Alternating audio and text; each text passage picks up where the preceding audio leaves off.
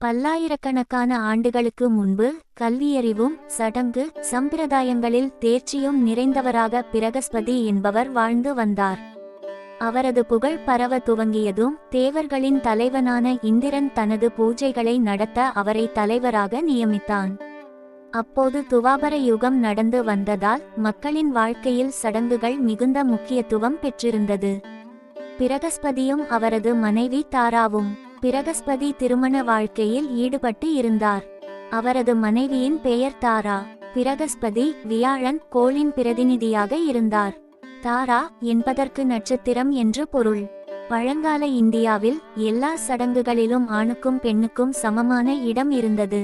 பிரகஸ்பதியின் காலத்தில் ஆணின் வாழ்க்கையில் பெண் தவிர்க்க முடியாத இடம் பெற்றிருந்ததால் பெண்ணை பயன்படுத்திக் கொள்வதோ தவறிழைப்பதோ ஒதுக்குவதோ நடக்க முடியாதவாறு சமூக சூழல் என்று அழைக்கப்படும் தர்மம் உறுதி செய்திருந்தது. தேவர்களின் ஆஸ்தானத்தில் இருந்தாலும் தான் செய்யும் அனைத்திற்கும் தாராவின் துணை பிரகஸ்பதிக்கு அவசியமாக இருந்தது. தனது பதவியை தக்கவைத்துக் கொள்ள வேண்டும் என்பதற்காக மட்டுமே தாராவுடன் ஒட்டிக்கொண்டு இருந்த பிரகஸ்பதியின் இயல்பில் மலருக்கு மலர் தாவும் குணம் இருந்தது. இதை கவனித்து வந்த தாரா ஒருநாள் வானில் மிதந்த முழுநிலவை பார்த்து அதன் தலைவனான சந்திரன் மீது காதல் வயப்பட்டார். சந்திரனும் தாராவை காண நேரில் பூமிக்கு வந்தார். காதலில் இருந்த தாரா சில நாட்களில் பிரகஸ்பதியை பிரிந்து சந்திரனுடன் வெளியேறினார்.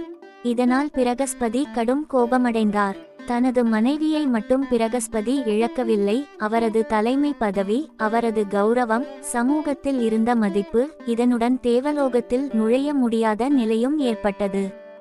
இதனால் இந்திரனை அழைத்து என் மனைவியை மீண்டும் என்னிடம் அழைத்து வர வேண்டும், இல்லையென்றால் என்னால் தொடர்ந்து உங்களுக்காக சடங்குகளை நடத்த முடியாது என பிரகஸ்பதி கூறினார். தன் நலனுக்காக தாராவை மீண்டும் பிரகஸ்பதியுடன் சேர்ந்து வாழ கட்டாயப்படுத்தினார் இந்திரன்.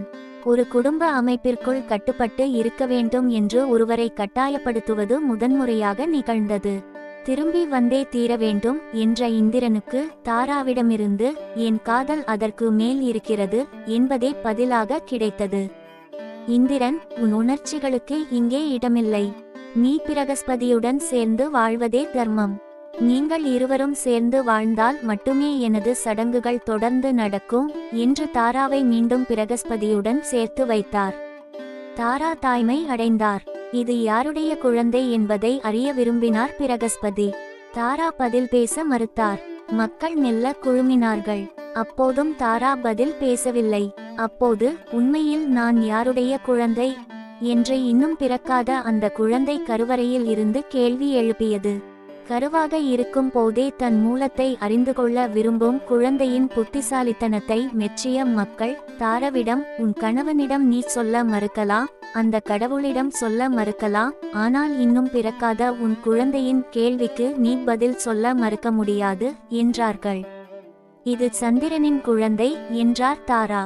தன் மனைவி இன்னொரு ஆணின் குழந்தையை சுமப்பதை கேட்ட பிரகஸ்பதி கோபத்தில், நீ ஆணாகவும் இல்லாமல் பெண்ணாகவும் இல்லாமல் பிறப்பாய் என்று குழந்தைக்கு சாபமிட்டார்.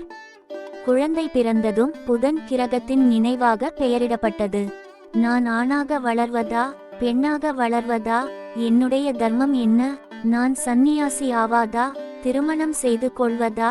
நான் ஆணை மணப்பதா அல்லது பெண்ணை மணப்பதா என்று தன் தாயை கேள்விகளால் துளைத்தெடுத்து புலம்பியவாறே குழந்தை வளர்ந்தது.